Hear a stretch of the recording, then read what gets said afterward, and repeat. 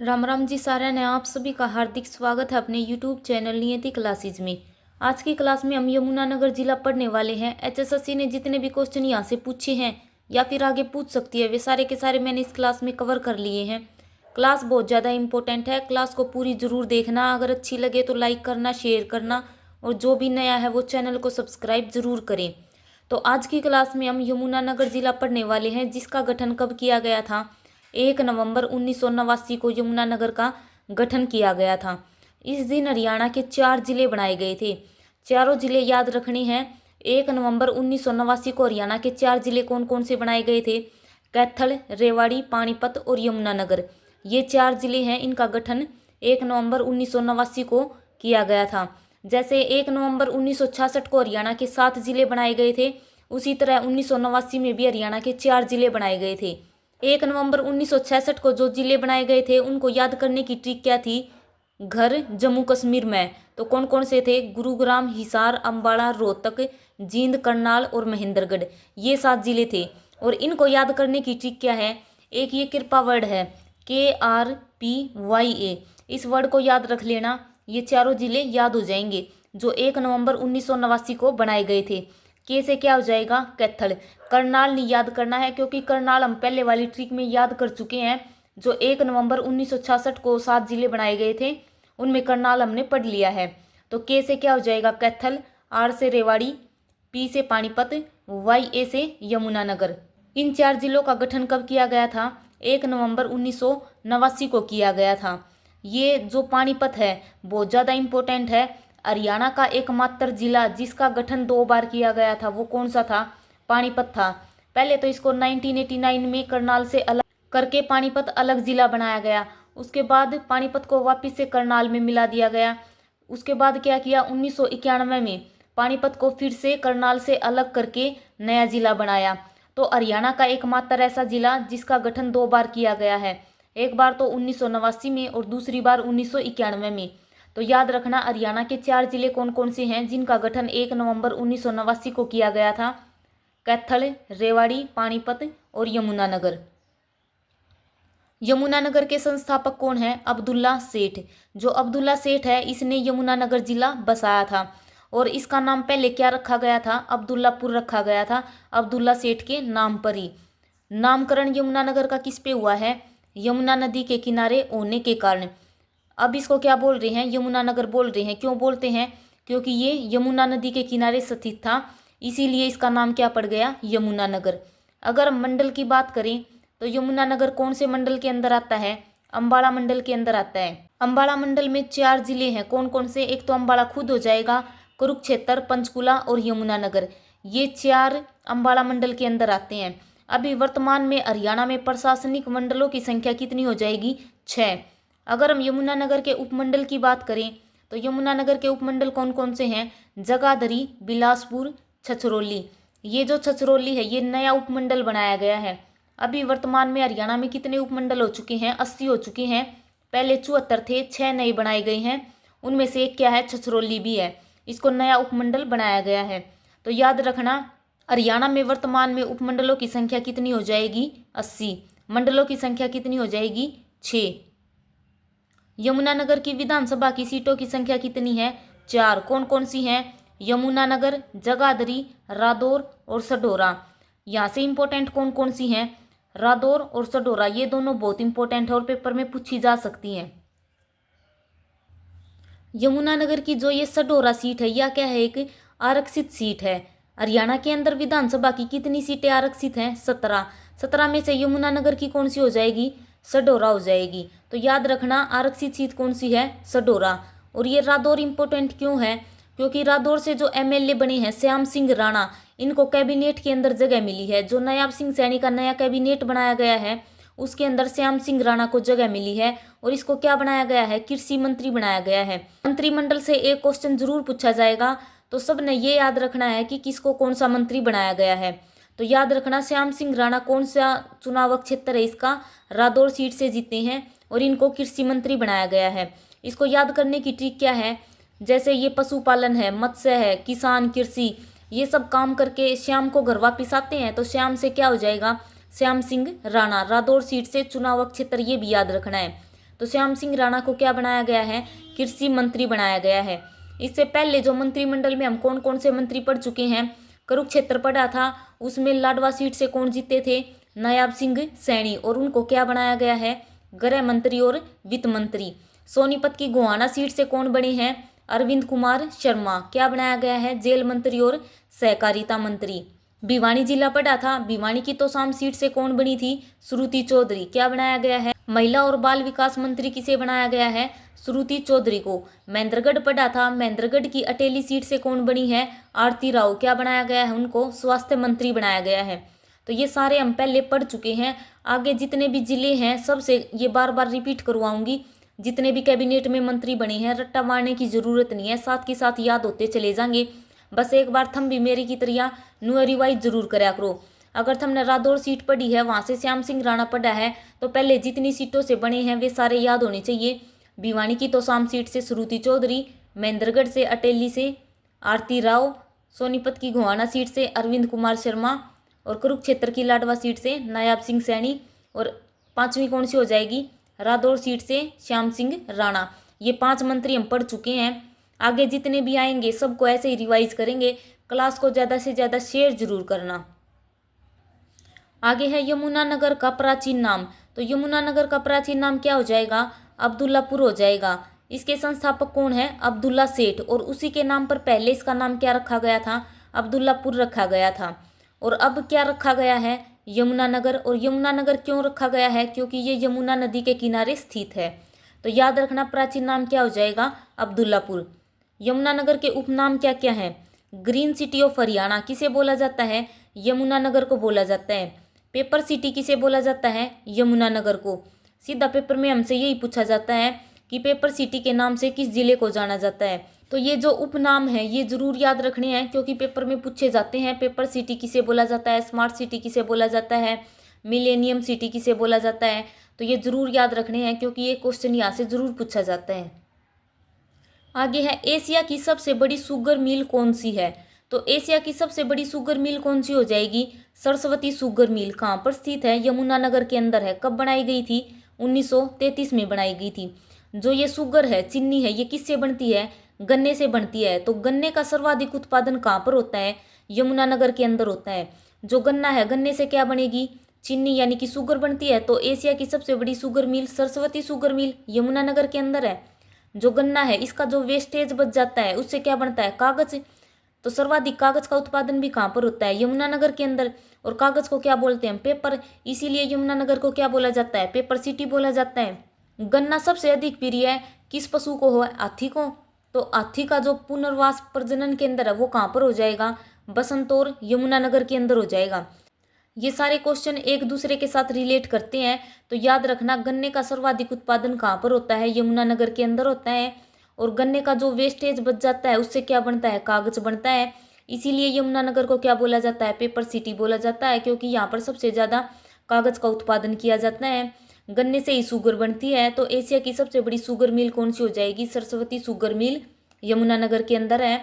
हाथी पुनर्वास और प्रजनन केंद्र ये भी कहाँ पर हो जाएगा, बसंतौर यमुनानगर के अंदर हो जाएगा। एशिया की सबसे बड़ी पेपर मिल कौन सी हो जाएगी, बिल्ट पेपर मिल कहाँ पर स्थित है, यमुनानगर के अंदर स्थित है। आगे है सर्वाधिक ग्राम पंचायतों वाला जिला कौन सा है। सबसे अधिक ग्राम पंचायत किस जिले के अंदर है, यमुनानगर के अंदर है। तो सबसे कम ग्राम पंचायत कहाँ पर है, फरीदाबाद के अंदर है। दोनों क्वेश्चन बहुत ज़्यादा इंपॉर्टेंट है। सर्वाधिक ग्राम पंचायतों वाला जिला यमुनानगर, सबसे कम ग्राम पंचायतों वाला जिला फरीदाबाद। लेकिन जो फरीदाबाद है इसमें जनसंख्या सबसे अधिक है। सर्वाधिक जनसंख्या वाला जिला कौन सा हो जाएगा, फरीदाबाद। और सबसे कम ग्राम पंचायत भी कहाँ पर है, फरीदाबाद के अंदर। लेकिन सबसे कम गांव कौन से जिले के अंदर है, रोहतक जिले के अंदर है। कहीं ये सोचो कि कम पंचायत जहाँ पर है वहीं पर कम गांव होंगे, तो याद रखना सबसे कम गांव रोहतक के अंदर है, सबसे कम पंचायत फरीदाबाद के अंदर है। आगे है हाथी पुनर्वास व प्रजनन केंद्र कहाँ पर स्थित है, बसंतौर यमुनानगर के अंदर स्थित है। ये एग्जैक्ट जगह याद रखनी है, क्योंकि पेपर में यमुनानगर नहीं आता, बसंतौर आता है। तो हाथी पुनर्वास व प्रजनन केंद्र कहाँ पर हो जाएगा, बसंतौर यमुनानगर के अंदर है। हाथी सबसे अधिक क्या चीज़ खाता है, गन्ना खाता है। गन्ना का सर्वाधिक उत्पादन भी कहाँ पर हो जाएगा, यमुनानगर के अंदर। तीतर प्रजनन केंद्र, ये सारे के सारे प्रजनन केंद्र मैंने बहुत बार पढ़ा दिए हैं, तो हमने भी ऐसे ही उंगलियों पर याद रखने हैं। ये तीतर प्रजनन केंद्र कहाँ पर हो जाएगा? पिंजौर पंचकुला के अंदर। ऊंट प्रजनन केंद्र कहाँ पर हो जाएगा? सिरसा के अंदर। बकरी प्रजनन केंद्र कहाँ पर है? लोहारू भिवानी के अंदर। सजावटी मछली के लिए प्रजनन केंद्र कहाँ पर हो जाएगा? झज्जर के अंदर। काला तीतर प्रजनन केंद्र कहाँ पर है? कुरुक्षेत्र के अंदर। मगरमच्छ प्रजनन केंद्र कहाँ पर है? ये भी भोर सैदान कुरुक्षेत्र के अंदर है। चिंकारा प्रजनन केंद्र कहाँ पर है? कैरू के अंदर है। मोर व चिंकारा प्रजनन केंद्र कहाँ पर हो जाएगा? झाबुआ रेवाड़ी के अंदर। ये सारे प्रजनन केंद्र याद रखने हैं। हाथी पुनर्वास व प्रजनन केंद्र बहुत इंपॉर्टेंट है। मगरमच्छ प्रजनन केंद्र, ये भी सीईटी मेंस में पूछ रखा था। ये सारे प्रजनन केंद्र बिल्कुल उंगलियों पर टिप टॉप याद होने चाहिए। आगे है हरियाणा का पहला सबसे बड़ा प्राकृतिक हर्बल पार्क कौन सा है? तो हरियाणा का पहला और सबसे बड़ा प्राकृतिक हर्बल पार्क कौन सा हो जाएगा? Chaudhary Devilal herbal park. इसको पहले क्या कहते थे? रुद्राक्ष वाटिका बोला जाता था। इसका अभी नाम बदल कर क्या कर दिया गया है? चौधरी देवीलाल हर्बल पार्क कर दिया गया है। और ये कहाँ पर स्थित है? चूहरपुर गांव, यमुनानगर के अंदर। ये जो गांव का नाम है ये याद रखना है, क्योंकि पेपर में ये नाम पूछा जाता है। जैसे हाथी पुनर्वास के अंदर का पूछा जाता है बसंतौर यमुनानगर के अंदर, ऐसे ही इसका भी नाम याद रखना है। कौन सा गांव हो जाएगा? चूहरपुर गांव, यमुनानगर का। तो हरियाणा का सबसे बड़ा प्राकृतिक हर्बल पार्क कौन सा है? Chaudhary Devilal herbal park. अभी वर्तमान में हरियाणा के अंदर हर्बल पार्कों की संख्या कितनी हो चुकी है? 61 हो चुकी है। विश्व का सबसे बड़ा हर्बल पार्क कहाँ पर बनाया जा रहा है? मोरनी की पहाड़ियाँ, पंचकुला के अंदर। बहुत इंपॉर्टेंट क्वेश्चन है, याद रखना। विश्व का सबसे बड़ा हर्बल पार्क कहाँ पर बनाया जा रहा है? मोरनी की पहाड़ियों के अंदर। आगे है यमुनानगर के पर्यटन स्थल। सबसे पहले क्या है? लकड़हारा मंदिर कहाँ पर स्थित है? यमुनानगर के अंदर है। नर नारायण की गुफाएं कहाँ पर हैं? यमुनानगर के अंदर है। और ये क्वेश्चन बहुत बार एचएसएससी ने पूछ लिया पहले। नर नारायण की गुफाएं कहाँ पर स्थित हैं? यमुनानगर के अंदर। अगर हमसे पूछा जाए लक्ष्मी नारायण मंदिर वो कहाँ पर है, तो हमारा आंसर होगा कुरुक्षेत्र। लेकिन नर नारायण गुफाएं ये कहाँ पर हैं? यमुनानगर के अंदर। चनेटी का स्तूप ये भी कहाँ पर है? यमुनानगर के अंदर है। और ये किसने बनवाया था? अशोक ने बनवाया था। बीरबल का रंग महल कहाँ पर है? यमुनानगर के अंदर है। इससे पहले बीरबल के बारे में हम क्या पढ़ के आए हैं?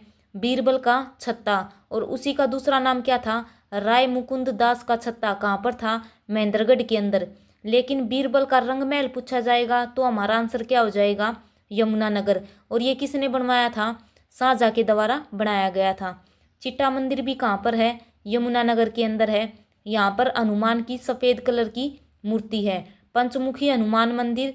कपाल मोचन मेला बहुत इंपॉर्टेंट है, एचएसएससी ने बहुत बार पूछ लिया। कपाल मोचन मेला कहाँ पर लगता है? बिलासपुर, यमुनानगर के अंदर लगता है। ये बिलासपुर याद रखना है, क्योंकि ये इस तरह की जगह पेपर में सीधी पूछी जाती हैं। तो कपाल मोचन मेला कहाँ पर लगता है? बिलासपुर के अंदर लगता है। और कपाल मोचन गुरुद्वारा भी है, ये भी पेपर में सीधा पूछा जाया करे। गुरुद्वारा कपाल मोचन कहाँ पर स्थित है? यमुनानगर के अंदर है। और ये कौन से गुरु को समर्पित है? गुरु गोविंद सिंह को समर्पित है। पेपर में आजकल सीधा यही पूछा जाया करे कि कौन सा गुरुद्वारा किस गुरु को समर्पित है। ये तो सबको पता है कि कपाल मोचन गुरुद्वारा कहाँ पर है? यमुनानगर के अंदर है। तो याद क्या रखना है? गुरुद्वारा कपाल मोचन कौन से गुरु को समर्पित है? गुरु गोविंद सिंह को। इससे पहले हमने कौन सा गुरु पढ़ा था? गुरु तेग बहादुर। इसका जो गुरुद्वारा है रोहतक के अंदर, लाखन माजरा के अंदर स्थित था। गुरु तेग बहादुर के दो और बताए थे, कौन कौन से थे? दमतान साहिब गुरुद्वारा जो जींद के अंदर है, और एक नीम साहिब गुरुद्वारा जो कैथल के अंदर है। ये दोनों भी गुरु तेग बहादुर को समर्पित हैं। गुरुद्वारा कपाल मोचन गुरु गोविंद सिंह को समर्पित है। और एक है गुरुद्वारा नाडा साहिब जो पंचकुला के अंदर है, वो गुरु गोविंद सिंह की माता जी को समर्पित है। एनटीए ने जो सीईटी प्री का पेपर लिया था उसमें क्या क्वेश्चन पूछा था? गुरुद्वारा पंजोखरा किस गुरु को समर्पित है? तो जो ये गुरुद्वारा पंजोखरा है ये कहाँ पर है? ये अम्बाला के अंदर है। और ये गुरु हरकिशन को समर्पित है। तो इस तरह के क्वेश्चन जरूर याद रखने हैं। क्लास को ज़्यादा से ज़्यादा शेयर जरूर करना। आगे है कलेसर वन्य जीव अभ्यारण्य कहाँ पर स्थित है? यमुनानगर के अंदर है। और 2003 में इसको राष्ट्रीय पार्क घोषित किया था। तो कलेसर वन्य जीव अभ्यारण्य भी है, कलेसर राष्ट्रीय उद्यान भी है। दोनों कहाँ पर हो जाएंगे? यमुनानगर के अंदर हो जाएंगे। एचएसएससी ने पेपर में क्या क्वेश्चन पूछा था? जो कलेसर वन है वहाँ पर कौन से वृक्ष पाए जाते हैं? साल के वृक्ष पाए जाते हैं। तो याद रखना, कलेसर वन है उनके अंदर साल और चिनार दोनों के वृक्ष कहाँ पर पाए जाते हैं? कलेसर वन के अंदर पाए जाते हैं। जंगली मुर्गे, भौंकने वाले हिरण, ये भी कहाँ पर पाए जाते हैं? कलेसर वन्य जीव अभ्यारण्य के अंदर पाए जाते हैं। हमने पहले कौन कौन से वन्य जीव अभ्यारण्य पढ़े थे? भिंडावास और खप्परवास वन्य जीव अभ्यारण्य, ये दोनों कहाँ पर हो जाएंगे? झज्जर के अंदर हो जाएंगे। बीर शिकारगाह, खोल हिरैतान, ये दोनों वन्य जीव अभ्यारण्य कहाँ पर हैं? पंचकुला के अंदर है। नाहर वन्य जीव अभ्यारण्य कहाँ पर हो जाएगा? रेवाड़ी के अंदर हो जाएगा। छिलछिला वन्य जीव अभ्यारण्य कहाँ पर था? कुरुक्षेत्र के अंदर। और अबूबशहर वन्य जीव अभ्यारण्य कहाँ पर हो जाएगा? सिरसा के अंदर। ये सारे हम पहले पढ़ चुके हैं, तो उंगलियां पे याद होनी चाहिए। यहाँ से एक क्वेश्चन सीधा बनता है। आगे है दीनबंधु छोटूराम तापीय विद्युत परियोजना, 600 मेगावाट की है। कहाँ पर बनाई गई है? यमुनानगर के अंदर बनाई गई है। यहाँ से 3-4 क्वेश्चन याद रखने हैं। जो दीनबंधु छोटूराम तापीय विद्युत परियोजना, तो यमुनानगर के अंदर हो जाएगी। दीनबंधु छोटूराम यूनिवर्सिटी मूर्थल सोनीपत के अंदर हो जाएगी। लेकिन जो छोटूराम है, इसका संबंध कहाँ से है? गढ़ी सांपला रोहतक से है। तो याद रखना, दीनबंधु छोटूराम तापीय विद्युत परियोजना 600 मेगावाट की है। और कहाँ पर है ये? यमुनानगर के अंदर है। और तापीय विद्युत परियोजनाएं कौन कौन सी हैं? पानीपत की तापीय विद्युत परियोजना है, कहाँ पर है? आसन गांव के अंदर स्थित है, पानीपत के अंदर ही। खेदर हिसार के अंदर है एक तापीय विद्युत परियोजना। झज्जर के अंदर 2 बताई थी, महात्मा गांधी तापीय विद्युत परियोजना और इंदिरा गांधी, उसी का दूसरा नाम क्या था? अरावली सुपर तापीय विद्युत परियोजना। ये सारी हमने पहले पढ़ चुके हैं। तो याद रखना, दीनबंधु छोटूराम वाली कहाँ पर हो जाएगी? यमुनानगर के अंदर। अगर हम यहाँ पर छोटूराम के बारे में पढ़ें, तो छोटूराम का जन्म कहाँ पर हुआ था? गढ़ी सांपला रोहतक के अंदर हुआ था। छोटूराम को क्या कहकर पुकारा जाता है? दीनबंधु, किसानों का मसीहा, रहबर ए आजम, भाखड़ा डैम के जन्मदाता, किसे बोला जाता है? छोटूराम को बोला जाता है। छोटूराम ने 1916 में जाट गजट समाचार पत्र भी निकाला था। 1923 में यूनियनिस्ट पार्टी का गठन भी किया था फैजल हुसैन के साथ मिलकर। ये सारे क्वेश्चन छोटूराम से पूछे जाते हैं। छोटूराम की 64 फीट ऊंची जो प्रतिमा है, वो भी कहाँ पर बनाई गई है? सांपला के अंदर बनाई गई है। और सांपला का नाम बदलकर अभी क्या कर दिया गया है? सर छोटूराम नगर कर दिया गया है। तो ये सारे क्वेश्चन छोटूराम से पूछे जाते हैं, ये याद रखने हैं। आगे है यमुनानगर की प्रमुख नदियां। तो सबसे प्रमुख नदी कौन सी है यमुनानगर की? यमुना हो जाएगी, क्योंकि जो यमुनानगर है वो यमुना नदी के किनारे स्थित है। तो जो यमुना नदी है वो अथीनीकुंड बैराज से 2 भागों में बांट दी जाती है। अथीनीकुंड बैराज से 2 भागों में कौन कौन से में बंटती है? एक तो बन जाती है पश्चिमी यमुना नहर और एक है पूर्वी यमुना नहर। जो पश्चिमी यमुना नहर है ये तो हरियाणा के अंदर सिंचाई करती है, और पूर्वी यमुना नहर है ये यूपी के अंदर चली जाती है। हमसे पेपर में कौन सी पूछी जाती है? पश्चिमी यमुना नहर के बारे में पूछा जाता है। हरियाणा की सबसे प्राचीन नहर कौन सी है? सीधा पेपर में पूछा जाया करे। तो सबसे प्राचीन नहर कौन सी हो जाएगी? पश्चिमी यमुना नहर। और हरियाणा के अंदर ये सिंचाई करती है। अथीनीकुंड बैराज है, ये किस पर बना रखा है? यमुना नदी पर बना रखा है। अथीनीकुंड बैराज से क्या क्या क्वेश्चन पूछे जाते हैं? कंक्रीट से बना एकमात्र बैराज हरियाणा का कौन सा हो जाएगा? अथीनीकुंड बैराज हो जाएगा। पेपर में बहुत बार पूछ रखा है, कंक्रीट से बना हुआ बैराज कौन सा है? अथीनीकुंड बैराज है, यमुना नदी के ऊपर बना रखा है। और इसको क्या बोलते हैं? मछियारों का स्वर्ग बोला जाता है। इसी तरह एक बांध और है हरियाणा के अंदर, अनंगपुर बांध। वो क्या है? हरियाणा का एकमात्र गुरुत्वीय बांध है। पेपर में सीधा क्वेश्चन पूछा जाता है, हरियाणा का गुरुत्वीय बांध कौन सा है? तो कौन सा हो जाएगा? अनंगपुर बांध। कंक्रीट से बना हुआ बैराज कौन सा हो जाएगा? अथीनीकुंड बैराज।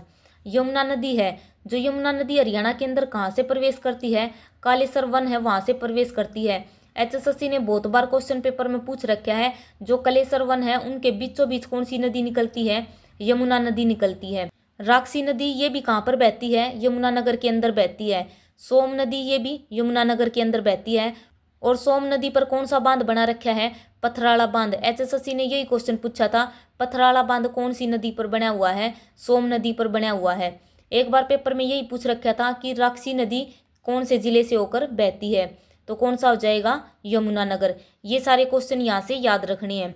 अगर हम बात करें यमुना नदी के ऊपर हरियाणा में कौन कौन से बांध बने हुए हैं? किसाऊ बांध, रेणुका बांध और लखवार बांध। बहुत इंपॉर्टेंट है, पहले एचएसएससी ने पूछ रखे हैं, तीनों बांध याद रखने हैं। यमुना नदी के ऊपर कौन से बांध बने हुए हैं? किसाऊ, रेणुका और लखवार बांध। आगे है सर्वाधिक ट्यूबवेलों द्वारा सिंचाई कौन से जिले में की जाती है? यमुनानगर के अंदर की जाती है। सबसे कम सिंचाई ट्यूबवेलों के द्वारा कहाँ पर की जाती है? पंचकुला के अंदर की जाती है। हाथी की सर्वाधिक संख्या भी कहाँ पर पाई जाती है? यमुनानगर के अंदर पाई जाती है। इसीलिए हाथी पुनर्वास और प्रजनन केंद्र भी कहाँ पर बनाया गया है? बसंत और यमुनानगर के अंदर बनाया गया है। हाथी सबसे ज्यादा क्या खाता है? गन्ना। तो गन्ने का सर्वाधिक उत्पादन भी कहाँ पर होता है? यमुनानगर के अंदर होता है। कागज का सर्वाधिक उत्पादन भी कहाँ पर होता है? यमुनानगर के अंदर होता है। इसीलिए यमुनानगर को क्या बोला जाता है? पेपर सिटी बोला जाता है। सरस्वती नदी की खुदाई वाला गांव कौन सा है? मुगलावली। पहले ये मान लिया था कि जो सरस्वती नदी है ये अब लुप्त हो चुकी है, लेकिन जो इसके साक्ष्य मिले हैं सरस्वती नदी होने के, कहाँ पर मिले हैं? मुगलावली गांव के अंदर मिले हैं। और सरस्वती नदी का उद्गम स्थान कहाँ पर माना गया है? आदि बद्री माना गया है। यमुनानगर का एक गांव है मुस्तफाबाद, इसका नाम बदलकर अभी क्या कर दिया गया है? सरस्वती नगर कर दिया गया है। HSSC ने यह क्वेश्चन बहुत बार पूछ लिया। मुस्तफाबाद का नया नाम क्या हो जाएगा? सरस्वती नगर। आगे है हरियाणा का एकमात्र रेलवे वैगन वर्कशॉप कहाँ पर बनाया गया है? जगाधरी के अंदर है। ये एकमात्र रेलवे वैगन वर्कशॉप है जगाधरी के अंदर। अगर हमसे पूछा जाए सबसे पुराना रेलवे स्टेशन या फिर सबसे पुराना रेलवे जंक्शन कौन सा है? रेवाड़ी का जंक्शन हो जाएगा। सबसे पहले हरियाणा के अंदर रेल कब चलाई गई थी? 1873 में चलाई गई थी, दिल्ली से रेवाड़ी। तो याद रखना हरियाणा का एकमात्र रेलवे वैगन वर्कशॉप कहाँ पर है? जगाधरी के अंदर है। 1% और क्षेत्रफल की दृष्टि से यमुनानगर का कौन सा स्थान है? दूसरा स्थान है। जो अभी रिपोर्ट आई थी उसमें सबसे ज्यादा वन क्षेत्रफल की दृष्टि से और परसेंटेज वाइज दोनों में सबसे ज्यादा वन कहाँ पर नापे गए हैं? पंचकुला के अंदर। तो पहले नंबर पर कौन सा हो जाएगा? पंचकुला। और दूसरे नंबर पर कौन सा हो जाएगा? यमुनानगर। हरियाणा के जुड़वा शहर किसे बोला जाता है? जगाधरी और यमुनानगर को बोला जाता है। बहुत इंपॉर्टेंट क्वेश्चन है। हरियाणा के जुड़वा शहर कौन से हो जाएंगे? जगाधरी और यमुनानगर। जो ट्राई सिटी है ये कौन सी है? मोहाली, चंडीगढ़ और पंचकुला। पेपर में ये भी क्वेश्चन पूछा जाता है कि ट्राई सिटी किसे बोला जाता है? मोहाली, चंडीगढ़ और पंचकुला को। यमुनानगर के अंदर सर्वाधिक मिट्टी कौन सी पाई जाती है? लाल चेस्टनट मिट्टी कहाँ पर पाई जाती है? यमुनानगर के अंदर पाई जाती है। आगे है छछरौली। यमुनानगर का एक ये स्थान है छछरौली जहाँ पर सबसे अधिक बरसात होती है, इसीलिए इसको क्या बोला जाता है? हरियाणा का चेरापूंजी बोला जाता है। भारत का चेरापूंजी कहाँ पर है? मेघालय के अंदर है, वहाँ पर सबसे अधिक बरसात होती है। इसीलिए जो हरियाणा का चेरापूंजी है किसे कहा जाता है? छछरौली को बोला जाता है। सबसे अधिक बारिश कहाँ पर होती है? छछरौली के अंदर होती है। लेकिन परसेंटेज वाइज अगर हमसे पेपर में पूछा जाए कि हरियाणा में सबसे अधिक बरसात कहाँ पर होती है, तो उसका आंसर क्या मानना था? HSSC ने अम्बाड़ा मानना था। तो याद रखना परसेंटेज वाइज कहाँ पर होती है? अम्बाड़ा के अंदर होती है। छछरौली का विद्रोह कब हुआ था? 1818 के अंदर हुआ था। और 1818 में ही रानिया का विद्रोह भी हुआ था। रानिया कहाँ पर है? सिरसा के अंदर है। पेपर में ये क्वेश्चन भी इस तरह बन सकते हैं कि छछरौली रियासत कहाँ पर है, रानिया कहाँ पर है, क्योंकि एक बार क्वेश्चन ये पूछ रखा था कि रानिया किस जिले के अंदर आता है। तो याद रखना छछरौली कहाँ पर है? यमुनानगर के अंदर है। और रानिया सिरसा के अंदर है। दोनों का विद्रोह कब हुआ था? 1818 में हुआ था। छछरौली का विद्रोह है, इसका नेतृत्व किसने किया था? राजा जोधा सिंह ने किया था। छछरौली का किला भी कहाँ पर है? यमुनानगर के अंदर है। HSSC ने क्या क्वेश्चन पूछा था? कलसिया के राजा ने कौन सी रियासत का किला बनवाया था? ये क्वेश्चन HSSC ने पूछा था। तो कलसिया के राजा ने कौन सी रियासत का किला बनवाया था? छछरौली का किला बनवाया था। और जो ये छछरौली है इसको अभी एक नया उपमंडल बनाया गया है हरियाणा का। तो हरियाणा में टोटल उपमंडल कितने हो चुके हैं? 80 हो चुके हैं। आगे है हरियाणा का सबसे पूर्वी गांव कौन सा हो जाएगा? ताजेवाला। और ये ताजेवाला गांव कौन से जिले के अंदर आता है? यमुनानगर के अंदर आता है।